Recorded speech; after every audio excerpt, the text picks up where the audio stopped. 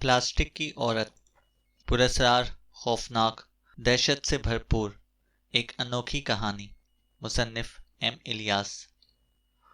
جب تک کرشن کی دادی زندہ رہیں، وہ ان سب سے عجیب و غریب، پراسرار اور خوفناک قسم کی کہانیاں سنتا تھا جو بھوتوں، چڑیلوں اور بدروحوں کے متعلق ہوتی تھیں۔ وہ ان خوفناک کہانیوں کو سن کر دہشت زدہ نہیں ہوتا تھا، بلکہ دلچسپی سے سنتا تھا۔ اس کی بڑی خواہش تھی کہ وہ کسی چڑیل کو دیکھے، اس سے باتیں کرے۔ دادی اماں بتاتی تھیں کہ چڑیل کی 3 آنکھیں ہوتی ہیں جو مرغی کے انڈوں سے بڑی ہوتی تھیں، لال لال، ایسا لگتا ہے جیسے آنکھوں سے خون ٹپک رہا ہو۔ ناک اتنی بڑی کہ نتھنوں میں کوئی چڑیا چاہے گھس کر بیٹھ جائے۔ منہ کا دہانہ جیسے غار کی مانند، دانت 1 فٹ لمبے آگے کو نکلے ہوئے، ایک دم گالی بھجنگ، پیر پیچھے کی طرف مڑے ہوئے۔ دادی کے بقول کچھ چڑیلیں خوفناک بھی ہوتی ہیں، عام عورتوں کی طرح، بس اس کی رنگت سیاہ ہوتی ہے۔ ایسی چڑیلیں انسانی آبادی سے دور رہتی تھیں۔ کرشن 8-10 برس کا تھا، اسے چڑیلیں دیکھنے کا شوق اور تجسس تھا۔ وہ انہیں قریبی جنگل اور ویرانوں میں تلاش کرنے نکل جاتا تھا، لیکن اسے اب تک کوئی چڑیل دکھائی نہ دی تھی۔ لیکن جب پرکاش چچا 12 برس کے بعد آئے تو وہ ایک بحری جہاز کے کپتان کی وردی میں ملبوس تھے۔ وہ اس علاقے کے پہلے فرد تھے جنہوں نے بحری جہاز پر ملازمت کی تھی۔ 12 برس تک باہر رہے تھے۔ جب واپس آئے تو ساتھ اتنی دولت لائے کہ انہوں نے زندگی بدل لی تھی۔ اب وہ بہت بڑے زمیندار بن گئے تھے۔ انہوں نے اپنی ملازمت اور سیاحت کی جو کہانیاں سنائیں، پرتجسس اور بڑی حیرت انگیز تھیں۔ کرشن ان قصوں کو سن کر بھوتوں، بدروحوں اور چڑیلوں کی کہانیاں بھول گیا۔ اس کے دل میں یہ شوق جاگا کہ وہ کسی جہاز پر ملازمت کر کے ساری دنیا کی سیر کرے اور ساتھ دولت لے کر آئے۔ کرشن کئی برسوں کے بعد اپنے شہر کو لوٹا تھا۔ اس کی غیر حاضری کو کسی نے محسوس نہیں کیا تھا اور نہ ہی وہ کسی کی یاد کا عنوان بنا تھا۔ لوگوں نے اسے بھلا دیا تھا کیونکہ وہ ایک عام شخص کی اولاد تھا۔ پھر اس کے خاندان کا کوئی فرد زندہ نہیں رہا تھا جو اس کی یاد کا دیا روشن کرتا۔ اس کے محلے میں اس کی ماں کی ایک سہیلی تھی جسے جاتے وقت وہ اپنے مکان کی چابی دے کر گیا تھا۔ وہ بڑی نیک دل اور ایماندار عورت تھی، اس کے مکان کی نگہبان تھی۔ اگر وہ زندہ نہ ہوتی تو کرشن کا مکان غاصبانہ ملکیت کا نشانہ بن جاتا۔ کرشن کو دیکھ کر اس رات وہ بڑے سکون، شانتی اور مزے سے سوئی۔ وہ کئی برسوں کے بعد لوٹا تھا۔ اسے دیکھ کے پورا محلہ چونک اٹھا تھا۔ اس وقت اس کی عمر 30 برس ہو چکی تھی۔ وہ نیوی میں کیپٹن تھا۔ محلے والوں نے جب اسے کیپٹن کی وردی میں دیکھا تو سنسنی پھیل گئی۔ ہر زبان پر اس کا نام تھا۔ وہ ایک اہم شخصیت بن گیا تھا۔ اس کی شخصیت بڑی سحر انگیز بن گئی تھی۔ جب وہ یہاں سے گیا تو ایک عام سا نوجوان تھا جس کی کوئی عزت نہ تھی۔ اب دولت نے اس میں ایسی خوبیاں پیدا کر دی کہ لوگ جھک کے ملتے اور نمسکار کرتے تھے۔ پھر اس کی وجاہت اور خوبصورتی نے اسے لڑکیوں کا تصوراتی محبوب بنا دیا۔ اگر لڑکی سنجیدہ مزاج اور بالغ نظر ہو تو اس کے ذہن میں مثالی شوہر کا پیکر کرشن جیسا ہی ہوتا تھا۔ کرشن ایک ایسا راجکمار تھا جس کا ذکر قصہ کہانیوں میں ہوتا ہے۔ وہ خوش پوشاک ہونے کے علاوہ تعلیم یافتہ و مہذب بھی تھا۔ نیوی میں اس کی ترقی کے امکانات بہت روشن تھے۔ اس کا مستقبل انتہائی تابناک تھا۔ یہی وجہ تھی کہ اس کی آمد کی خبر جنگل کی آگ کی طرح پھیل گئی تھی۔ یہاں اس کا مکان آبائی تھا۔ محلے والوں کو سب کچھ یاد آ گیا۔ اب اس کی حیثیت اس محلے کے گھر کے ایک فرد کی سی ہو گئی تھی۔ اس نے نہ صرف ہر کسی کی توجہ حاصل کر لی تھی بلکہ عزت اور پذیرائی تھی۔ سب جانتے تھے کہ کرشن جلد کسی لڑکی کو پسند کر کے جیون ساتھی بنائے گا۔ کون ایسا لڑکی کا باپ تھا جس نے اپنا تعلق اس کے گھر سے جوڑنے کی کوشش نہ کی ہو، جبکہ پہلے انہوں نے بھولے سے بھی اسے اہمیت نہ دی تھی۔ چونکہ اب لڑکیوں کا مستقبل بناتا تھا، اس لیے وہ اس کے آگے پیچھے جا رہے تھے۔ اس کی آمد کے چند دنوں کے بعد ہی دعوتوں کا ایک سلسلہ شروع ہو گیا۔ ان تقریبات میں والدین ایک اچھے داماد کے حصول کی امید میں اپنی بیٹیوں کو سجا سنوار کر کرشن سے متعارف کراتے تھے۔ شاید کرشن کی نگاہ انتخاب اس کی بیٹی کا مقدر بدل دے۔ اس نے دیس کی سیر کی تھی اور ان کے معاشرے کی اقدار بھی دیکھی تھی۔ دنیا بڑی تیزی سے بدلتی جا رہی تھی۔ جب وہ اپنے دیس آیا تو دیکھا کہ برسوں پہلے جو روایتی لڑکیاں دکھائی دیتی تھیں وہ اسے کہیں نظر نہیں آئیں۔ اب ایک نیا معاشرہ جنم لے چکا تھا۔ یہاں کی لڑکیوں نے امریکہ اور یورپ کی لڑکیوں کو بھی شرما دیا تھا۔ اس قدر تیزی سے بدل چکی تھیں اور بدل رہی تھیں کہ انہیں ٹھوکر لگنے اور کسی گڑھے میں گرنے کا کوئی خوف ہی نہ رہا تھا۔ زیادہ باہمت اور بے باک قسم کی لڑکیاں کسی وسیلے کے بغیر مردوں سے بے تکلفی کے سارے مراحل خود ہی طے کر لیتی تھیں۔ ان کے گھر والوں کو زحمت کرنے کی نوبت نہ آتی تھی۔ وہ حیرانی سے سوچتا تھا کہ اس کا دیس کتنا بدل چکا ہے۔ اس کا شہر جو برسوں پہلے چھوٹا اور پسماندہ تھا اور اب ماڈرن ہو گیا تھا۔ اس شہر کے باسی امریکہ، کینیڈا، دبئی اور جانے کہاں کہاں ملازمتیں کر رہے تھے۔ डॉलर, रियाल और पाउंड की बारिश ने यहाँ के हालात बदल दिए थे। अब इस शहर में क्या नहीं था? शराब खाने, रक्स गाहें, कुमार खाने और नाइट क्लब मौजूद थे। जो बेंगलोर शहर बगल में था, इसलिए उसका असर ज़रूरत से ज़्यादा ले लिया था, बल्कि बेंगलोर को कुछ पीछे ही छोड़ दिया था। किशन की शामें बड़ी हसीन होती थीं। वो किसी लड़की की दावत को रद्द नहीं करता था, क्लब चला जाता, शराब पीता और रक्स करता, लेकिन इन लड़कियों के करीब बेबाकी, बेतकल्लुफ़ी और बेहिजाबी के बावजूद साबित कदम रहा था, जबकि ये लड़कियां चाहती थीं कि इनकी मोहब्बत के जाल में फंस जाएं। उसने एक फासला रखा था, क्योंकि उसे अभी तक किसी लड़की ने मुतासिर नहीं किया था। उसकी माँ की एक सहेली, जिसने उसे गोदों पाला था, अपने यहाँ तकरीब का एहतमाम किया तो उसे बड़ी अपनायत से मदऊ किया। पार्टी में एक लड़की से मिलाते हुए बोली, कृष्ण, इससे मिलो, ये सरोजा है। मैं तुम्हें कई दिनों से इससे मिलाने का सोच रही थी, मौका ही नहीं मिलता था। चलो इत्तेफाक से आज ये भी पार्टी में आ गई। कृष्ण ने उससे पहले इतनी हसीन लड़की सपनों में भी नहीं देखी थी। वो इसे बड़ी महवियत से देखने लगा। कृष्ण, तुम सरोजा को इस तरह देख रहे हो जो जैसे इससे तुम्हारी पहली बार मुलाकात हो। शांति आंटी ने मुस्कुराते हुए उसे हैरत से देखा। क्या तुम इसे इतनी जल्दी भूल गए? मैं मिस सरोजा को पहली बार देख रहा हूँ। उसने सरोजा को ऊपर से नीचे तक देखा, फिर बोला, आंटी, मैंने पहचान नहीं सका, माफ़ी चाहता हूँ। हैरत की बात है, शांति आंटी ने मुस्कुराहट गहरी हो गई। अरे, तुम दोनों बचपन के साथी और पुराने दोस्त हो, बरसों एक साथ खेलते रहे हो, शांति ने कहा। शांति आंटी मजीद कुछ कहती, एक औरत ने आकर कहा, मिसेस कौशल्या का फ़ोन आया है, वो आपसे बात करना चाहती हैं। शांति आंटी तारुफी रस्म अदा करने के बाद उसके लिए सवालिया निशान छोड़ गईं। वो हैरत से इस लड़की को देखने और पहचानने की कोशिश करने लगा। उसे अपने जहन पर बहुत जोर दिया, पर उसे याद ना आया। इस कदर हसीन लड़की थी कि उसे एक बार देखने के बाद आदमी 50 बरस तक नहीं भूल सकता था। गांव की कुछ लड़कियां उसे याद थीं। कृष्ण को अपनी यादाश्त और कुव्वत हाफजा पर मुकम्मल भरोसा था। इस तारुफ ने कृष्ण को खासी उलझन में डाल दिया था। वो सोच सोच के चकरा रहा था। नाम कदरे मानूस था, लेकिन वो सरोजा मोहल्ले की एक ऐसी औरत थी जिसके 7 बच्चे थे। ये 12 बरस पहले की बात थी। सरोजा इसकी हैरत और उलझन पर ज़ेरे लब मुस्कुरा रही थी और उसके रुखसारों पर की सफ़ेदी में लाल झलकने लगी थी। चेहरे पर एक अजीब सा निखार आ गया था, जिससे वो और सुंदर दिखाई देने लगी थी। बड़ी बड़ी खूबसूरत स्याह आंखें शरारत से मुस्कुरा रही थीं। वो इस बात की मुंतज़िर थी कि कृष्ण अपनी शिकस्त का एतराफ़ करे। मैं हार मानता हूँ मिस सरोजा, बिला के कृष्ण को कहना पड़ा। ये मेरे लिए बहुत शर्म और नदामत की बात है कि आपका हसीन चेहरा मुझे याद नहीं आ रहा। ऐसी मोहनी सूरत भुला देने के लिए नहीं होती। मेरा ख्याल है कि मेरी यादाश्त काबिल एतमाद नहीं रही।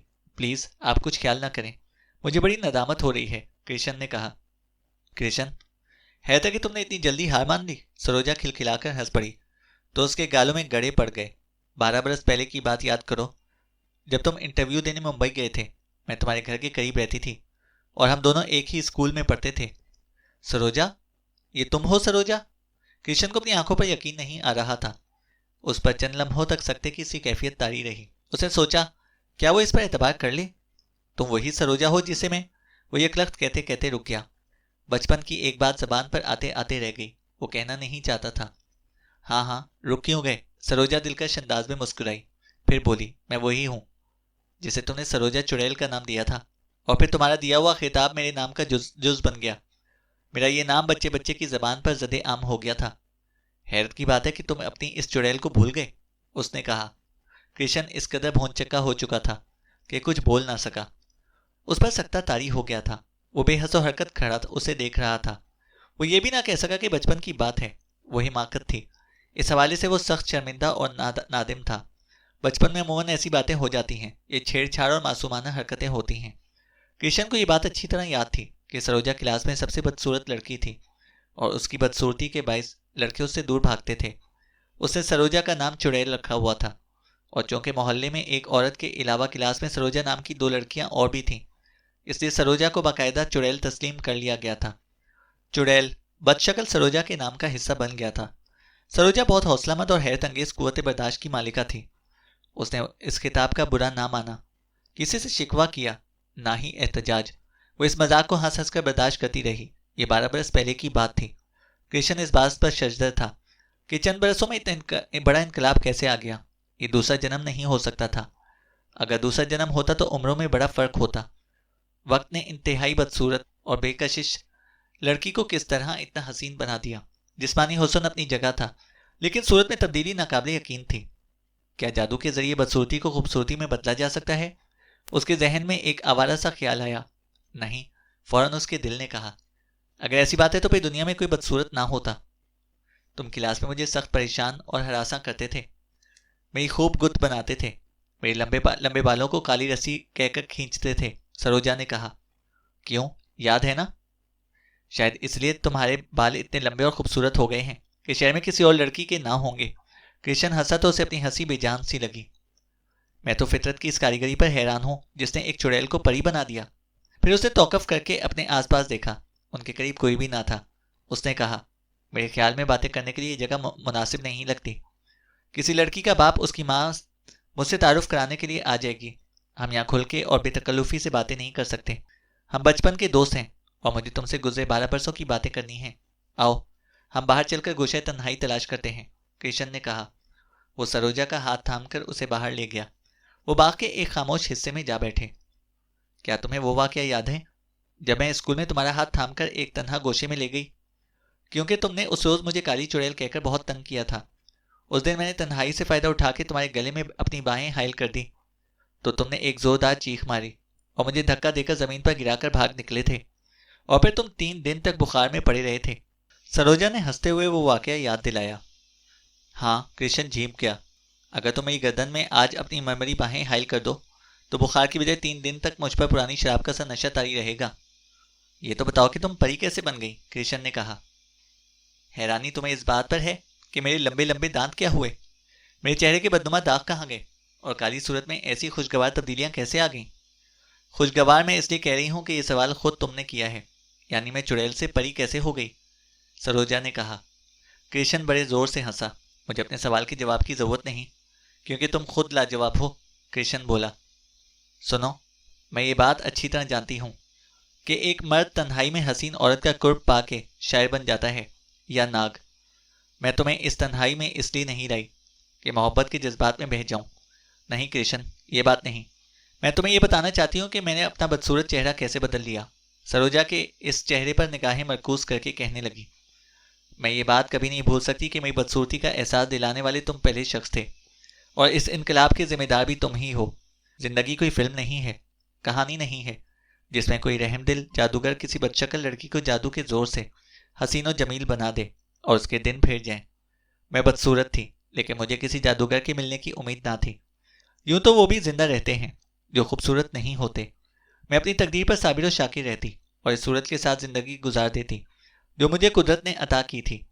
کہتے ہیں کہ حسن دیکھنے والے کی نظر میں ہوتا ہے، لیکن تم حسن نظر کے قائل نہ تھے. چنانچہ میں نے اپنی صورت بدل لی. یہ ممکن تھا کہ صورت بدلے بغیر بھی مجھے کوئی پسند کر لیتا. میں اس وقت نوخیز تھی، پرکشش اور جاذبیت سے بھرپور تھی، لیکن میں نہیں چاہتی تھی کہ کوئی اور مجھے پسند کرے کیونکہ میں صرف تمہیں پسند کرتی تھی. لیکن تم نے مجھے بدصورت سمجھ کر ٹھکرا دیا تھا، سروجا کہہ رہی تھی. کرشن حیرت زدہ اور پشیمان بیٹھا اس کی باتیں سنتا رہا. پھر اس نے خجالت سے کہا. سروجا، وہ میری بے وقوفی تھی، تم جذباتی نہ بنو. ایک تم ہی نہیں، میرے ماں باپ کو بھی میری بدصورتی کا بڑا شدت سے احساس تھا، جیسے کسی لڑکی کا بدصورت ہونا بہت بڑا پاپ ہو. سروجا نے کہا. میرا باپ میری دوسری بہن کو چاہتا تھا. اس کے رویے کا فرق اتنا نمایاں اور امتیازی تھا کہ میں چھپ چھپ کے رویا کرتی تھی. میری ماں کہتی تھی کہ میں اس کی بیٹی نہیں لگتی. میری ماں مجھے تانے دیتی، بڑی نفرت اور حقارت سے کہتی تھی کہ کوئی عقل کا اندھا ہوگا جو مجھ سے شادی کرنے پر تیار ہوگا. تجھے اسکول میں لڑکے لڑکیاں چڑیل کہتے ہیں تو ٹھیک ہی کہتے ہیں، تو کسی چڑیل سے کم تو نہیں. میں اسکول سے فارغ ہوئی تو ماں باپ کار حادثے میں چل بسے اور مجھے لاکھوں کی جائیداد میں سے اپنا حصہ مل گیا. میں نے کسی کالج میں داخلہ لینے کی بجائے بنگلور کا رخ کیا جہاں پلاسٹک کی سرجری کے ماہرین موجود تھے. میں 6 مہینے تک شہر کے بہترین اسپتال میں داخل رہی اور جب نکلی تو بالکل بدل چکی تھی. زمین آسمان کا فرق صورت اور رنگت میں آ چکا تھا. جسمانی نشیب و فراز تبدیل ہو چکے تھے. مرد میری طرف متوجہ ہونے لگے. آج بھی کوئی بھی مرد مجھے دیکھتا ہے تو میرے حسن کے طلسم کا اسیر بن جاتا ہے. میں ایک مثالی لڑکی بن گئی ہوں. کیا میری یہ صورت تمہارے لیے قابل قبول ہے؟ سروجا نے کہا. تم بے حد حسین ہو سروجا. کرشن نے مسحور ہو کے اس کی مت بھری آنکھوں میں جھانکا اور اسے قریب کر لیا. اگر تم نے یہ سب کچھ صرف میری خاطر کیا ہے تو دنیا میں اب میرے لیے تم سے زیادہ حسین عورت کوئی نہیں ہو سکتی. مجھے اپنی زیادتیوں کا احساس ہے لیکن میں ہر زیادتی کی تلافی کروں گا، کرشن نے کہا. شادی روایتی انداز میں اور بڑی دھوم دھام سے ہوئی، ایسی دھوم دھام سے شاید ہی کسی کی شادی ہوئی ہوگی۔ اس تقریب میں شہر کے تمام معززین شریک ہوئے۔ ایک بڑے اور پرتکلف عشائیے کا اہتمام کیا گیا۔ 3 دنوں تک محتاجوں کو 2 وقت کھانا کھلایا گیا اور ضرورت مند لڑکیوں کو جہیز کے ملبوسات بھی دیے گئے۔ شادی کی تقریبات کے بعد یہ نیا شادی شدہ جوڑا ہنی مون کے حسین سفر پر روانہ ہوا۔ انہوں نے ہنی مون کے لیے شملہ اور میسور کے پرفضا مقامات کا انتخاب کیا تھا تاکہ یہ لمحات یادگار اور ناقابل فراموش بن جائیں۔ کرشن کے لیے زندگی ایک مسلسل کامیابی تھی اور خوشی کا احساس اس کے لیے اجنبی نہیں تھا، اس لیے وہ نیوی میں تھا۔ اسے دنیا کے کئی ممالک میں جانے کا موقع ملا۔ وہاں کے ماحول سے اس نے جی بھر کے فائدہ اٹھایا۔ اس کی زندگی میں محرومیاں تھیں، اس نے یہ بدیس میں قریب آنے نہ دیں۔ دل میں جو ارمان اور حسرتیں تھیں جی بھر کے پوری کی۔ مگر سروجا کے لیے زندگی کا یہ دور پہلی بار حقیقی خوشیاں لے کر آیا تھا۔ اس کا ماضی محرومیوں اور ناکامیوں اور ناتمام حسرتوں کے سوا کچھ بھی نہ تھا۔ وہ حیران تھی کہ صورت میں تبدیلی سے زندگی میں اتنی بڑی تبدیلی کیسے آ سکتی ہے۔ اندر سے وہ اب بھی وہی تھی، لیکن اس کا حسن مستقبل کی خوشیوں کا ضامن بن گیا تھا، اور اسے اس بات کا یقین آ گیا تھا کہ ہر خوشی پر ان کا حق ہوتا ہے جو زیادہ خوبصورت ہو۔ ہر مرد عورت کی ظاہری خوبصورتی کا تمنائی ہوتا ہے۔ اس بات کا ثبوت اسے ہنی مون میں ملا۔ اگر وہ اس قدر حسین اور جوان نہ ہوتی تو کرشن اس پر ریشہ خطی نہ ہوتا۔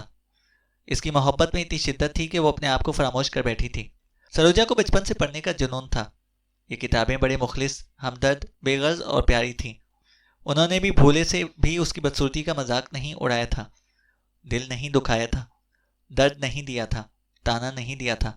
وہ اسے ایک ایسی دنیا اور جہاں میں لے جاتی تھیں کہ دنیا اور دنیا والوں سے دلچسپی نہیں رہتی تھی۔ شادی کے بعد اس نے اپنے مطالعے کا شوق جاری رکھا تھا۔ وہ ہر قسم کی کتابیں پڑھتی اور خریدتی تھی۔ کرشن کی فطرت میں اس سے برعکس تھی۔ اسے دنیا میں چاہنے والے اتنے تھے کہ اس کا سارا وقت محفلوں میں گزر جاتا تھا۔ اس کی مردانہ وجاہت اور اس کے دراز قد پر لڑکیاں مرتی تھیں، چنانچہ اسے کتاب پڑھنے کی فرصت تھی اور نہ ہی ضرورت۔ سروجا کو جو کتابوں کا جنون تھا، وہ کبھی اسے تعریف کر کے کتاب دیتی تو وہ کتاب رکھ دیتا اور ہنس کے کہتا، تم جیسی کتاب کہاں ہوگی۔ شادی کے بعد کرشن نے محسوس کیا کہ اس کے لیے نیوی کی ملازمت بے کشش ہو گئی ہے۔ وہ نہیں چاہتا تھا کہ یہاں کی نشاط انگیز زندگی سے دور جائے۔ پھر سروجا خود بھی اسے ایک دن کے لیے دل اور نظروں سے اوجھل رکھنا نہیں چاہتی تھی۔ وہ کرشن سے سچا پریم کرتی تھی۔ وہ اس بات سے نہیں جلتی تھی کہ لڑکیاں کرشن کے قرب اور حصول کے لیے تڑپتی ہیں۔ سروجا اس بات کو جانتی تھی کہ مرد کی سب سے بڑی کمزوری عورت کا حسن و شباب ہے، لیکن اس میں جو کشش تھی وہ دنیا کی کسی اور لڑکی میں نہیں تھی۔ پھر اس کے پاس دولت کی افراد تھی۔ اس نے کاروبار میں جو رقم لگا رکھی تھی اس سے ہر ماہ اس قدر مالی فائدہ ہوتا تھا کہ وہ سوچ سوچ کر پریشان ہو جاتی تھی کہ کہاں خرچ کرے۔ وہ کرشن کو ماہانہ جیب خرچ دیتی تھی جو نیوی کی تنخواہ سے دگنا تھا۔ کرشن نے لڑکیوں کی کشش سے تنگ آ کر سوچا کہ کہیں ایسا نہ ہو کہ سروجا کو شبہ ہو جائے اور وہ رنگے ہاتھوں دھر لیا جائے۔ اس نے سروجا کو اعتماد اور محبت کے سہے میں جکڑنے کے لیے تجویز پیش کی کہ کیوں نہ وہ ایک جدید اور تیز رفتار لانچ خرید لیں، اس پر سمندر کی سیر کا لطف اٹھائیں اور ساتھ پڑوسی ممالک اور دبئی تک ہو آئیں۔ سروجا کو پانی سے بہت ڈر لگتا تھا کیونکہ جب 9 برس کی تھی تو تالاب میں گر کر بے ہوش ہو گئی تھی، اس لیے اس نے کرشن کے اس خیال سے اتفاق نہ کیا۔ پھر اس نے تجویز پیش کی کہ کوئی چھوٹا سا کمرشل ہوائی جہاز کرائے پر لے لیں۔ وہ خود بھی پائلٹ ہے، وہ ہیلی کاپٹر اور نیوی کے چھوٹے ہوائی جہاز اڑایا کرتا تھا۔ ہوائی سفر بھی بہت دلچسپ ہوتا ہے، فضا سے قدرت کے حسین نظاروں کا لطف الگ ہی ہے۔ اس طرح وہ سارا ہندوستان بلکہ میسور کا جنگل بھی گھوم آئیں گے۔ سروجا ہوائی جہاز سے بھی ڈرتی تھی۔ اس نے کرشن کی تجویز بھی مسترد کر دی اور اس کا ہاتھ تھام کے بڑی محبت اور گرم جوشی سے کہا، میری جان، جیون کے اس سفر سے کوئی سفر حسین اور پرلطف نہیں ہوتا۔ تمہاری وجہ سے یہ سفر کس قدر حسین ہے یہ میں جانتی ہوں، یا پھر میرا دل۔ کیا ہم ازدواجی زندگی کا یہ سفر پرلطف انداز میں نہیں گزار رہے؟ ہنی مون اور شادی سے پہلے کرشن کو اندازہ نہ تھا کہ سروجا کا اثاثہ کتنا ہے۔ اس کے رہن سہن سے اتنا اندازہ تو تھا کہ وہ بہت خوشحال ہے اور آسودہ زندگی گزار رہی ہے۔ ہنی مون کے دنوں میں سروجا نے اس کی محبت کی شدت، وارفتگی اور دیوانگی سے متاثر ہو کے اسے سب کچھ بتا دیا تھا۔ اس کے ماں باپ نے اپنی زندگی میں محبت نہ دے کر جو ناانصافی اور زیادتی کی تھی، انہوں نے مر کے اس کی تلافی کر دی تھی۔ سروجا کے لیے ایک حویلی نما مکان چھوڑ گئے تھے جس میں نہایت آراستہ پیراستہ خوابگاہیں، آسائش و آرائش اور عیش و عشرت کے تمام لوازمات موجود تھے۔ گھر کے عقب میں ایک بہت بڑا گیراج تھا جس میں بیک وقت 4 شاندار گاڑیاں کھڑی تھیں۔ شادی کے بعد سروجا نے اپنے پتی کو تحفے میں شاہانہ طرز کی جو مرسڈیز پیش کی تھی وہ الگ تھی۔ کرشن تمام گاڑیوں کی دیکھ بھال خود کرنے لگا ان کے ہنی مون سے واپس آتے ہی دعوتوں کا سلسلہ شروع ہو گیا۔ آئے دن حویلی کے سبززار پر جشن کا گمان ہوتا۔ خود سروجا اپنے شکیل، وجیح اور دلکش شخصیت کے مالک پتی کو بڑے فخر کے ساتھ لیے پھرتی اور ہر ایک سے تعارف کراتے وقت یوں پیش کرتی جیسے کرشن کوئی نادر ہیرا ہو جسے بڑی دشواریوں کے بعد بھاری قیمت ادا کر کے حاصل کیا گیا ہو۔ یہ بات غلط بھی نہ تھی۔ کرشن پر سروجا کا غرور ہر اعتبار سے بجا تھا۔ دعوتوں کا یہ سلسلہ زیادہ عرصہ تک نہ چل سکا۔ سروجا خود سے بیزار ہو گئی تھی۔ چنانچہ کرشن نے اسے مزید اپنی محبت کا یقین دلانے کی غرض سے یہ خیال ظاہر کیا کہ اب انہیں دنیا کا ایک چکر لگا لینا چاہیے، مگر سروجا نے یہ بات بڑی خوبصورتی سے ٹال دی اور اس نے کہا کہ اگلے برس دیکھا جائے گا۔ یوں کرشن کے لیے بیکاری اور بیزاری کے مسائل پیدا ہو گئے اور وہ شہر کے ایک محدود حصے کی شناسائی سے اکتا گیا۔ اس کے لیے سروجا کی یہ بات ذہنی طور پر قبول کرنا مشکل سے مشکل تر ہوتا چلا گیا۔ اس نے اپنے دل کو سمجھایا کہ اس میں فکر مند اور پریشان ہونے کی کیا بات ہے، کھاؤ پیو اور عیش کرو، بہتی گنگا میں ہاتھ دھو۔ مگر اسے یوں محسوس ہوتا تھا کہ اس کی رواں دواں زندگی اچانک مفلوج ہو گئی ہے۔ 4 مہینے کے بعد کرشن اس نتیجے پر پہنچا کہ اس نے جذبات کی روح میں بہہ کر ایک انتہائی احمقانہ فیصلہ کیا تھا۔ اجلت پسندی نے اسے یہ دن دکھایا ہے۔ اسے نیوی کی زندگی یاد آنے لگی جہاں اس کے ان گنت دوست تھے، بکھرے ہوئے سمندر کے سنسنی خیز سفر تھے جو اجنبی ملکوں کے کسی ساحل پر تمام ہوتے تھے تو سارے شہر کی رنگینی اور حسن سمٹ کر اس کی آغوش میں آنے کے لیے بے چین ہو جاتا تھا، اور کبھی ایک شب کی رفاقت بھی ایک حسین یاد بن کر اس کے دل میں ہمیشہ کے لیے محفوظ ہو جاتی تھی۔ مگر اب اس کی زندگی ایک سپاٹ صحرا کی مانند ہو کے رہ گئی تھی۔ کرشن کو اپنی زندگی میں خلا سا محسوس ہونے لگا تھا، ایسا خلا جسے سروجا کی محبت بھی پور نہ کر سکتی تھی۔ کرشن کو سروجا کا حسن اب مصنوعی نظر آنے لگا تھا۔ سروجا کا چہرہ پلاسٹک کے پھول کی طرح رنگین اور دلکش ضرور تھا، مگر پلاسٹک کے پھولوں میں زندگی نہیں ہوتی اور نہ ہی کوئی خوشبو ہوتی ہے۔ سروجا نے اپنی دولت سے اپنی بدصورتی پر پلاسٹک کا خوبصورت خول چڑھا لیا تھا، لیکن اس نظر فریب حسین نقاب کے نیچے کرشن کو وہ بدصورت چہرہ جھانکتا ہوا محسوس ہونے لگا تھا جو سروجا کا اصل چہرہ تھا۔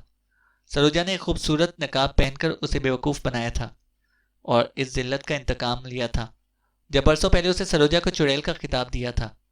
اب وہ چڑیل پری کا بھیس بدل کے اسے غلام بنانے میں کامیاب ہو گئی تھی۔ اب وہ پوری طرح چڑیل کے قبضے میں تھا۔ یہ محبت نہیں تھی، پرانا قرض تھا جو آج کرشن کو بھاری سود سمیت ادا کرنا پڑ رہا تھا۔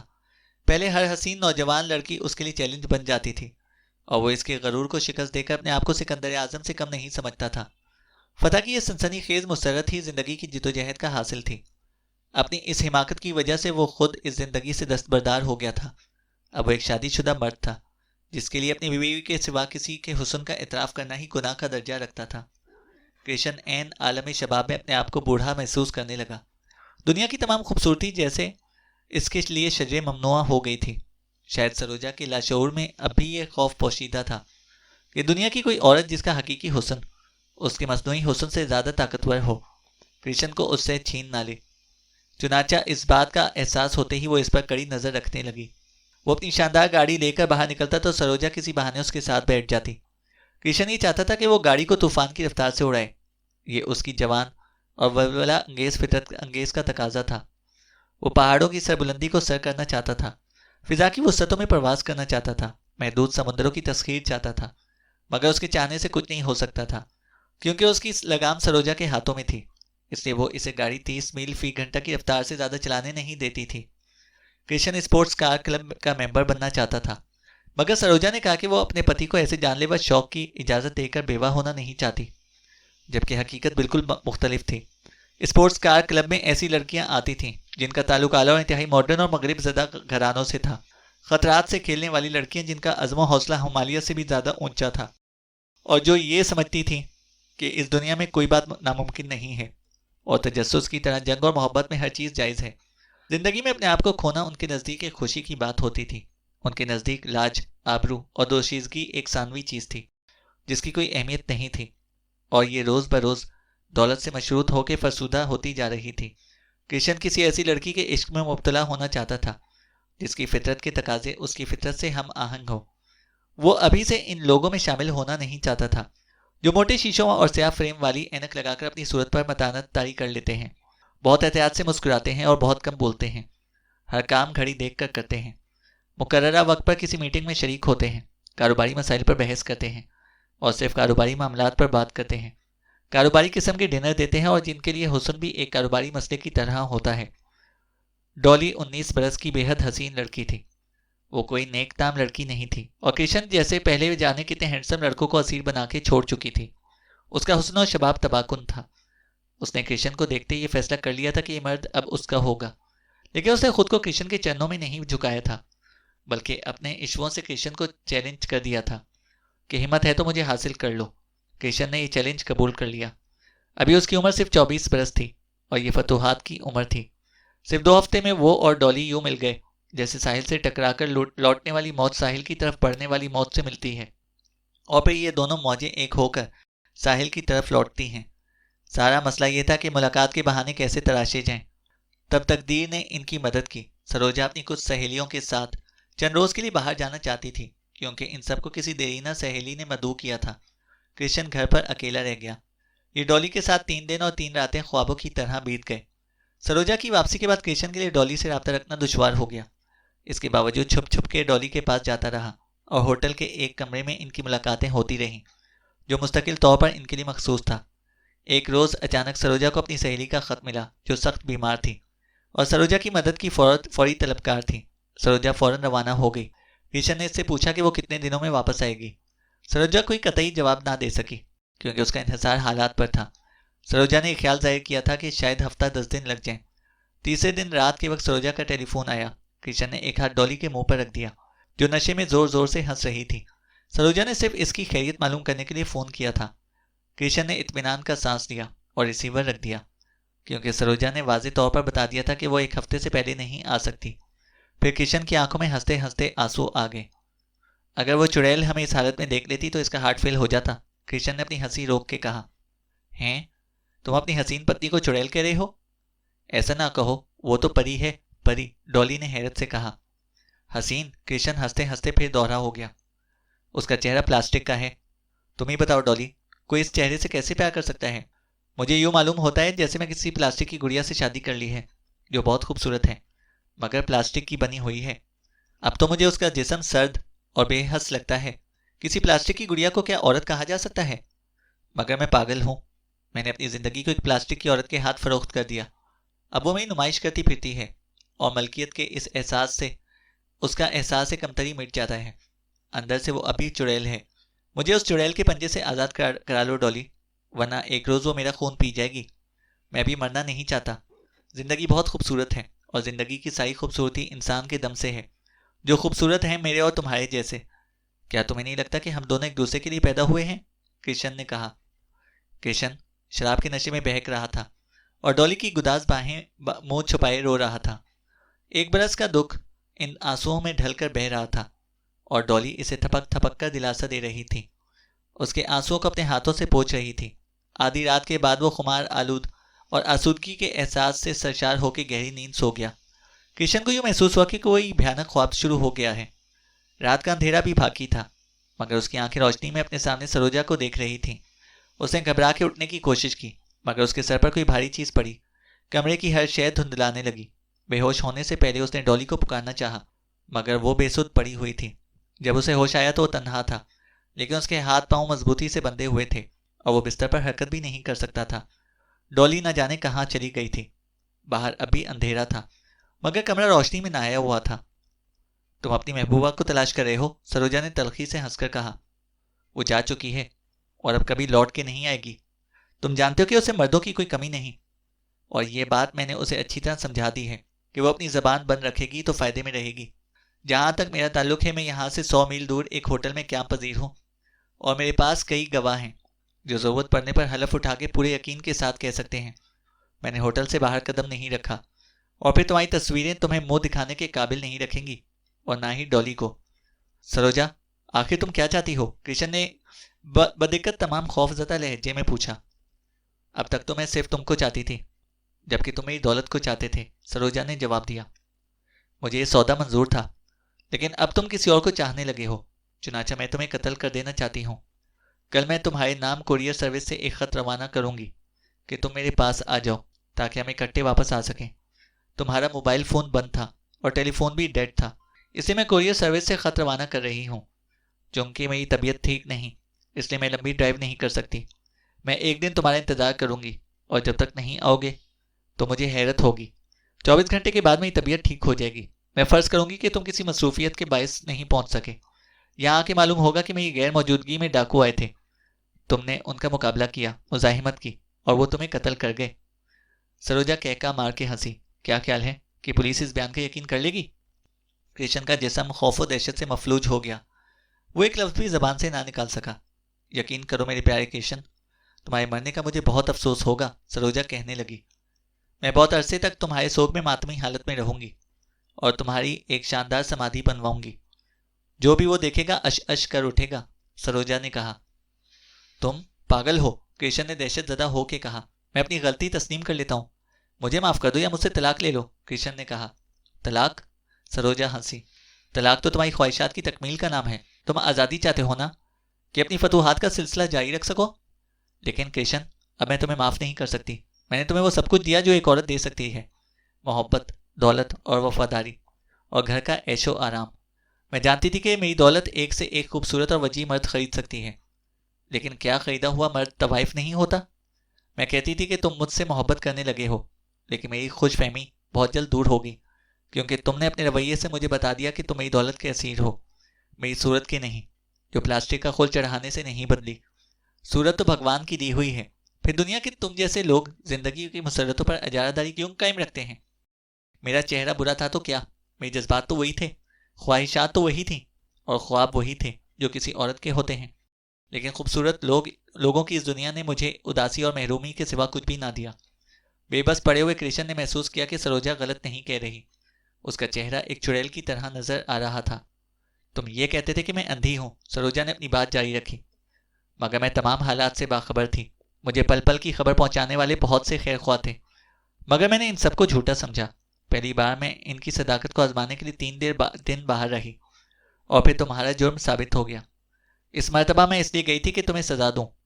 وہ خط میں نے خود اپنے ہاتھوں سے لکھا تھا کہ تمہیں رنگے ہوئے ہاتھوں پکڑ سکوں. میں نے جب تمہیں ٹیلی فون کیا تھا تو ڈولی کے ہنسنے کی آواز صاف سنائی دی تھی, اور میں اسی وقت روانہ ہو گئی تھی. میں تمہیں شوٹ کر سکتی ہوں, لیکن میرے پتی, میں چڑیل ہوں. میں تمہیں انسانوں کی طرح قتل نہیں کروں گی.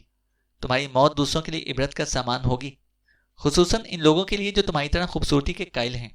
وہ باہر گئی اور کچھ دیر بعد واپس آئی تو اس کے حلق سے ایک دل خراش چیخ بلند ہوئی. جتنا تمہارا دل چاہے چلاؤ, سروجا نے پلک لگاتے ہوئے کہا. تمہاری آواز کسی کے کانوں تک نہیں پہنچ سکتی, وہ زور سے ہنسنے لگی. اس کی ہنسی کسی کی چڑیل کی ہنسی کی اسی طرح خوفناک تھی. لکڑی کے دستے والا لوہے کا سولڈر اس کے ہاتھ میں دہکنے لگا. پھر وہ آہستہ آہستہ آگے بڑھی.